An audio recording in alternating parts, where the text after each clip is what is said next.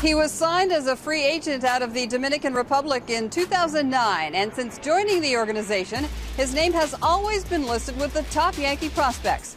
Gary Sanchez, a catcher, has been learning more and more about his craft every season, and currently is one of the top hitters in Double-A Trenton, which is where we caught up with him. He spent the tail end of the 2013 season in Double-A Trenton and has been there all season long this year.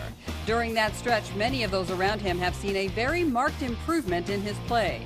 I basically have the same approach and the same attitude when things are not going well or when they're going well. I have the same approach. I try to get a good swing at the plate, just trying to have good contact. Gary Sanchez's bat is what attracts the most attention in the organization, and his hitting is something he works on each day.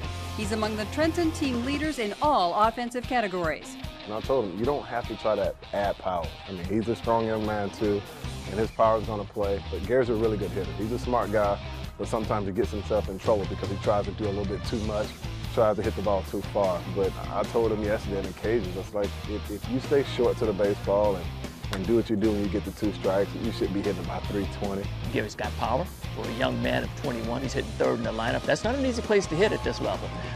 Pitchers will pitch the heck out of you, and Gary handles that very well. Sanchez also works hard at his defense behind the plate, constantly learning how to call the best possible game and showing off his arm to opposing base runners. Tremendous throwing arm, tremendous release times, and very accurate. Gary Sanchez, I mean, anytime there's a guy on first base, you know, you don't really think about or worry about him stealing. Sometimes you like, go ahead and try to steal. You know, Gary has such a good arm. When I came last year in spring training, I saw him throwing guys out, and I was like, why do they keep running? I feel that I've improved in pretty much every area, but I think mostly blocking and the way that I'm receiving the ball now is improved. But overall, I think that I'm getting a little bit better in every area.